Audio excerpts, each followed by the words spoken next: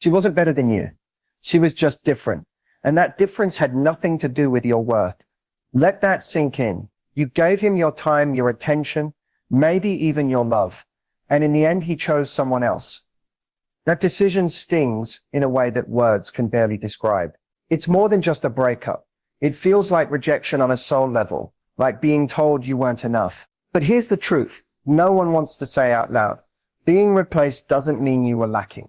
It means he made a choice based on his needs, his confusion, or his ego, not your value. And what hurts most isn't always losing him. It's losing the fantasy of what you thought the relationship was going to be. Maybe you're overthinking every conversation, replaying what you said, wondering what she has that you don't. That cycle, it's emotional self-destruction masked as closure. And I know you want closure. You want answers. But I'm here to tell you something stronger than closure. Clarity. Clarity that his choice doesn't define you. Clarity that love isn't proven by who stays. It's proven by who values you in your entirety. So if you're sitting in the pain of being replaced, I want you to hold on to this. You were never meant to compete for a place in someone's heart. When it's real, you won't have to earn love. It will stand beside you, not make you chase it. This video is going to walk you through every step of letting go, rebuilding, and rising stronger than ever. Let's start. Sometimes the most painful part of being left for another woman is the feeling that you're not enough. That somehow in the invisible checklist in his mind, you came in second place. And let's be honest, it feels personal. When a man moves on so easily or seems happier with someone else, your brain starts running wild with comparisons. Was she prettier, funnier, more supportive, more mysterious? That spiral is what keeps you stuck. And it's time to break out of it. Here's a hard truth many people don't want to hear. Men don't always choose what's better. They often choose what's easier, what's newer, or what feeds their ego in the moment. Sometimes they choose someone who doesn't challenge them. Someone who hasn't seen their flaws yet. Someone who gives them a temporary high instead of long-term depth. That's not love. That's escapism. And when you realize that, you stop asking, what did she have that I didn't? And start asking, why was he even an option? He might have chosen her because she didn't demand growth the way you did. She tolerated behavior you were starting to question because you were evolving, setting standards, and he wasn't ready to meet them. And the truth is, some men don't want to be called higher. They want to stay comfortable. So they seek someone who lets them stay small. That doesn't make her the winner and you the loser. That makes him someone who chose the path of least resistance. This is the part that hurts but frees you. He saw who you were becoming, and he chose to walk away. Not because you weren't enough, but because you were becoming too much for the version of him that refused to grow. That is not a reflection of your worth. It's a reflection of his fear. Another truth, sometimes men choose chaos because peace scares them. When you're secure, consistent, and self-aware, it can feel unfamiliar, even threatening to someone who's used to dysfunction. So they chase drama that mirrors their past rather than stability that challenges their future. You were peace, and he wasn't ready. And if he did leave because of superficial reasons, look, status, or excitement, then he chose a temporary thrill over lasting connection. Let that choice speak volumes, because real love isn't about constant excitement. It's about trust, growth, and depth. If he couldn't recognize that, he was never your forever. You're not here to audition for love. You're not here to shrink yourself to be chosen. You're here to be aligned with someone who sees your depth and says, I choose her every day, even when it's hard. So no, you didn't lose. He lost someone who was willing to grow with him, love him deeply, and see him clearly. He'll realize it maybe not today, maybe not even soon, but one day he'll look back and understand the difference between what was easy and what was extraordinary. And by then you'll be long gone, whole healed, and far out of reach. Let's keep going. To truly move forward, you need to stop romanticizing his decision and start understanding his mindset. Not to excuse him, but to release yourself from the confusion. Because a lot of times the pain isn't just that he chose someone else. It's not knowing why. So let's go there. Men aren't always as complicated as we make them out to be. Many times they operate from ego, not emotion, from impulse, not intention. When he chose another woman, it probably wasn't some deep, well thought out decision. It was likely driven by one or more of the following: convenience, validation, timing, or a desire to escape emotional responsibility. A man will often choose what reflects how he feels about himself, not how he feels about you.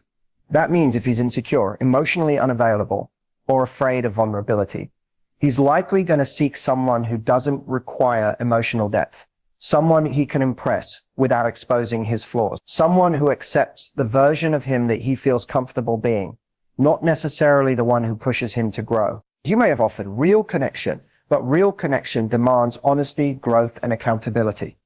If he wasn't ready to face those things, your presence would feel too intense, not because you were wrong, but because he wasn't ready for right. Sometimes men chase admiration over authenticity. And if you started to see through his patterns, if you stopped putting him on a pedestal, if you held him to higher standards, that probably triggered something in him. Instead of rising to meet you there, he ran to someone who still sees the version of him that feels easier to maintain. Another layer to this: men often fear what they can't control. If you have a strong mind, if you know who you are, if you don't need him to validate your worth, that can be deeply intimidating. Not because you're doing something wrong, but because he doesn't know how to lead or love a woman who isn't dependent on him. So he goes where he feels more powerful, where he can feel needed, even if it's not real connection. So understand this: his mindset wasn't about choosing someone better.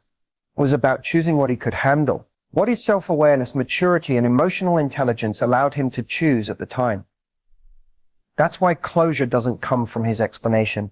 It comes from your clarity. It's also possible that he didn't know what he wanted. Some men enter relationships hoping you will give them clarity. They get involved, hoping the feelings will grow, hoping the timing will magically work, hoping you'll fix something broken inside of them. But when things get real and it doesn't instantly click or stay exciting, they start to pull away. Not because you did anything wrong, but because they never had a clear direction in the first place. Because when you realize he chose based on his capacity, not your worth, you stop blaming yourself. You stop chasing answers and you start healing for real. Let's keep going. It gets better from here. Let's stop sugarcoating and dig into the real reasons he chose another woman. Not the ones you tell yourself to feel better, and not the ones he told you to soften the blow. The real ones, the kind that sting a little, but also set you free. One of the most common reasons a man chooses someone else is emotional immaturity. He may have been attracted to you, enjoyed your company, maybe even loved you in his own way. But love without maturity is chaos. When a man hasn't done the inner work, love feels overwhelming. Responsibility feels like pressure. Intimacy feels like exposure. So what does he do? He runs towards something that feels easier, lighter, less demanding, someone who doesn't require depth, presence, or growth. Here's the hard part. He might have chosen her because he didn't want to rise to the level you required. You challenged him in ways he wasn't ready for, emotionally, mentally, spiritually. That doesn't mean you were too much. It means he was unprepared. And instead of confronting that discomfort, he looked for comfort elsewhere. We often assume he left because we lacked something. The truth? You may have had too much of what he couldn't handle. Self-respect, boundaries, emotional depth, honesty, vision. Another reason, validation seeking. Some men chase the feeling of being wanted more than they chase real connection. He might have met her at a time when his ego was bruised. Maybe things weren't going smoothly with you. Maybe he felt you were pulling away, setting standards, making him uncomfortable. Then she showed up, new, fresh, curious, unaware of his flaws. He didn't choose love. He chose ego repair. He chose to feel like a man again, even if it meant abandoning something real. Then there's timing, but not in the way most people think. Wrong time is often a polite excuse. What it usually means is, I'm not willing to become who I need to be to meet you here. And sometimes a man will subconsciously sabotage the relationship just to avoid stepping into the discomfort of growth. He'll choose the path of least resistance and justify it by saying things like, it just wasn't working, or I didn't feel the spark anymore. But behind those words is a deeper truth. He wasn't ready for you. Let's also talk about control and power dynamics. When a man doesn't feel in control with you, When he senses that you're independent, emotionally stable, and capable without him, it can shake him. Some men crave the upper hand. If he felt like he couldn't lead you, influence you, or have emotional leverage, he may have sought out someone who gave him that illusion. Not because it's love, but because it feeds the part of him that's afraid of feeling powerless. There's also the uncomfortable truth that some men confuse chemistry with compatibility. He might have had intense passion with her, maybe even chaos that felt thrilling. And because he hasn't matured emotionally, he mistook that for love. He didn't choose stability, respect, or connection. He's adrenaline, lust, the high that always crashes. And lastly, maybe he didn't know what he wanted, but she did. She might have pursued him, flattered him, or made him feel chosen. In his confusion, he mistook that certainty as a sign. But here's what he'll eventually learn. Being chosen by someone doesn't mean you chose right. So what does all this mean for you? It means that his decision was never about your value. It was about his capacity, his clarity, and his character. You can't control who he picked, but you can control what you make it mean. You weren't replaced. You were redirected away from someone who didn't truly see you toward a version of yourself that no longer needs to be chosen to feel worthy. Keep watching. The glow up is just beginning. Looking back, it's easy to think his decision came out of nowhere. But if you're honest with yourself, really honest, there were signs, subtle at first, easy to brush off, often disguised as mood swings, bad days, or miscommunication. But they were there. You just didn't want to see them. You felt it in your gut when the energy started to shift, when his texts got shorter, slower, less thoughtful, when the phone calls that used to last hours turned into silent minutes or quick check-ins. You noticed the way his eyes stopped lighting up when he saw you, how he stopped asking about your day, or worse, stopped listening when you answered. There were moments when he made you feel like too much, too emotional, too demanding, too deep. You learned to shrink your feelings to keep the peace. You started filtering your truth, afraid that speaking up might push him away. What you didn't realize was that you were already losing him, not because you spoke too much, but because he was already halfway out the door. You excused his inconsistency. One day, he was warm, attentive, present. The next, distant, distracted, unavailable. You blamed it on stress, work, life. But love doesn't disappear like that. Real connection doesn't come with conditions or cold fronts. What you were seeing was emotional unavailability in real time. And you mistook it for a phase. Remember the way he dodged serious conversations? Every time you brought up the future, it became an argument or a vague, let's not rush things. He was keeping you close enough to benefit from your presence, but distant enough to avoid accountability. You mistook that in-between space as potential, when it was really emotional limbo. Then there were the microaggressions, the subtle jabs at your confidence, the comments that made you question your worth. Maybe he made you feel jealous on purpose. Maybe he mentioned other women just to get a reaction. Maybe he compared you not directly, but in ways that made you feel like you were always one step behind. Those weren't accidents. That was emotional manipulation, control, disguised as honesty. And if you're being real with yourself, you probably ignored the way he responded when you were vulnerable. Instead of holding space, he shut down. Instead of showing empathy, he rolled his eyes, changed the subject, or made it about him. You started to believe that maybe you were asking for too much when all you wanted was to be heard. You may have even felt the fear in his silence, that intuitive knowing that something wasn't right, that he was drifting, that his heart wasn't in it anymore. But you loved him so much.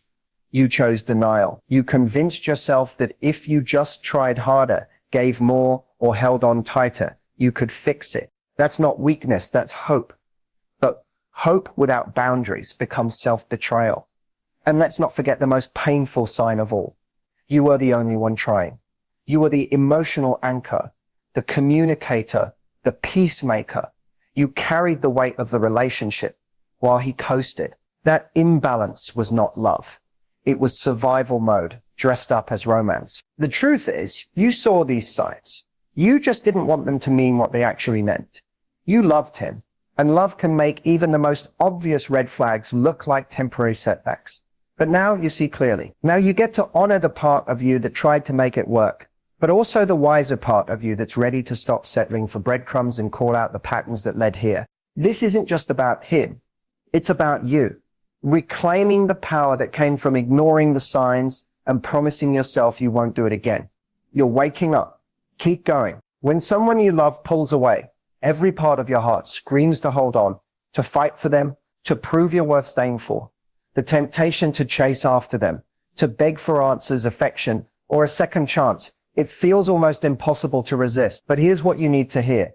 Begging for love doesn't bring it back. It only brings you further away from yourself. When you beg for someone to choose you, you're not asking for love. You're asking for validation. And validation that has to be coaxed out of someone is never real. Love given under pressure, out of guilt or obligation, isn't love. It's pity. And the moment you shrink yourself, silence your pride, and beg someone to stay, you've already handed over the most valuable thing you own, your self-respect. You weren't made to chase what's meant to choose you. Real love flows toward you. It doesn't have to be hunted down. You won't need to constantly explain your worth or prove your value to someone who truly sees it. If someone can walk away, let them. Their absence creates space for your clarity. Because someone who leaves you is showing you they were never built to love you the way you deserve. Let's be clear, chasing someone after they've emotionally or physically left doesn't fix the relationship. It only delays the heartbreak. What you're doing is trying to convince them to come back to a version of you that you're not even proud of. A version that's desperate, anxious, unbalanced. That's not love. That's survival. When you chase someone, you make them the prize. You make their attention the finish line. You let them believe they are the one with all the power and that your happiness is in their hands. But you are not meant to be an option, a backup, or a convenience. You are not here to perform, impress, or persuade someone to want you. You see, when you stop chasing, you start healing. You start shifting from why did he leave me to why was I holding on to someone who didn't show up for me? That's when everything changes, because the real question isn't how do I get him back? The real question is why would I want someone back who was okay with hurting me? Begging also robs you of your dignity. It puts your emotional power into someone else's hands and teaches them that you're willing to sacrifice your boundaries just to be loved. But love isn't proven through sacrifice. It's proven through consistency, effort, and respect. The moment you stop chasing is the moment you reclaim your power. It tells the universe, I know what I bring to the table. I will not settle for a seat where I have to beg to be fed. That level of self-worth is magnetic.